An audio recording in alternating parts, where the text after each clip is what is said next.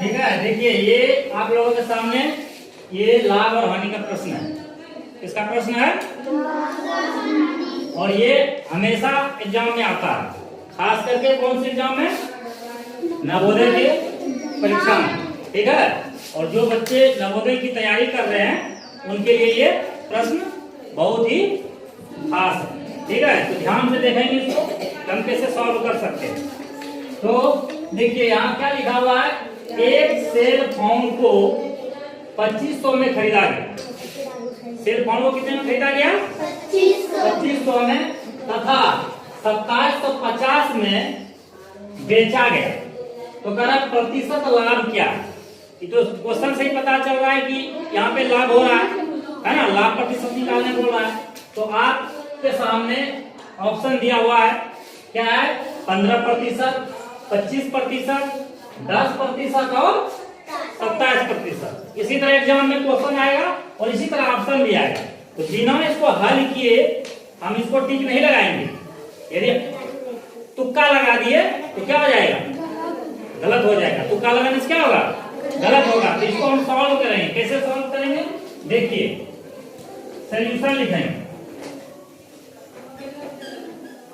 क्या लिखे, सॉल्यूशन। तो पहले क्या निकालेंगे भाई कि भाई कितने में खरीदा गया है फोन को, 2500 में। कहने का मतलब क्रय मूल्य, क्या क्रय मूल्य, क्रय मूल्य कितना है जी, 2500 रुपया। कितना है, 2500 रुपया। और विक्रय मूल्य, जिसको बेचा जाता है उसको क्या बोलते हैं, विक्रय मूल्य। क्या कहते हैं, विक्रय मूल्य। विक्रय मूल्य कितना है, 2750 रुपया। इसका मतलब क्या हो रहा है, लाभ हो रहा है हमें। तो लाभ बराबर क्या होता है, विक्रय मूल्य माइनस क्रय मूल्य। क्या होता है, क्या होता है जी, लाभ बराबर क्या होता है, विक्रय मूल्य माइनस क्रय मूल्य। विक्रय मूल्य कितना है, जो सामान को या जिस वस्तु को हम बेचते हैं उसे हम क्या कहते हैं, विक्रय मूल्य। और जिस वस्तु को हम खरीदते हैं तो उसको हम क्या बोलते हैं, क्रय मूल्य। तो विक्रय मूल्य यहाँ कितना है, 2750 रुपया माइनस क्रय मूल्य कितना है, 2500 रुपया, है ना, रुपया। तो कितना हो गया, जिसको माइनस कर देंगे तो 0 में 0 हुआ, कितना हुआ, 0। 5 में 0 गया, कितना बचा जी, 5। और 7 में 5 गया, कितना बचा जी, 2। और 2 से 2 क्या हो गया, कैंसिल हो गया। तो कितना हुआ, 250 रुपया। तो ये क्या हो रहा है, लाभ कितना हो रहा है, 250 रुपया। लेकिन क्या कह रहा है क्वेश्चन, क्या कह रहा है, प्रतिशत लाभ क्या होगा।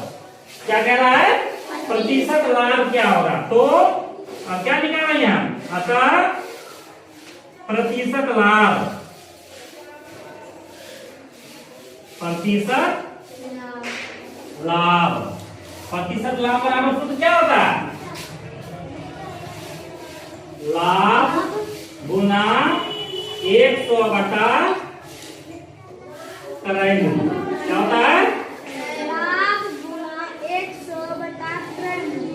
हाँ, लाभ प्रतिशत, प्रतिशत लाभ बराबर सूत्र होता है लाभ गुना 100 बटा क्रय मूल्य प्रतिशत। ठीक है, तो अब देखिए लाभ हमें कितना हुआ है, 250 रुपये का। यहाँ कितना लिखेंगे जी, 250।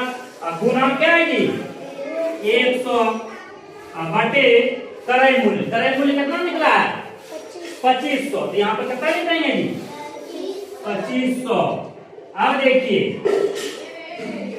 अब क्या करेंगे, देखिए इसको कटाना है तो 0 से ये 0 कैंसिल हो गया और ये 0 से ये 0 कैंसिल हो गया। कितना बचा जी, 25। कितना बचा, और ऊपर में कितना है, 250। क्या ये कटेगा, कटेगा ना। तो 25 से कम क्या होता है, 25 एक बार में कटा और ये 0 है, यहाँ कितना हो गया 10, कितना हो गया 10। कहने का मतलब है प्रतिशत लाभ कितना निकला 10%। कितना निकला 10%। जब ये 10% निकला तो अब देखिए ऑप्शन में कहीं 10% है, कितना नंबर में है, इसका मतलब है 3 नंबर जो है ये करेक्ट आंसर हो गया। तो अभी हम तुक्का लगाते तो हो सकता है हम 15 में लगा देते, हो सकता है 25 में लगाते, हो सकता है 27 में लगाते, तो इससे क्या हो जाता हमारा नंबर कट जाता। ठीक है, हमें 1 नंबर कम मिलते यदि हम तुक्का लगाते। यदि इस तरह सॉल्व करके बनाएंगे तो हमारा क्या होगा करेक्ट आंसर होगा। कोई दिक्कत है समझने में? ठीक है, यदि समझने में समझ गए तो आप लोग क्या करेंगे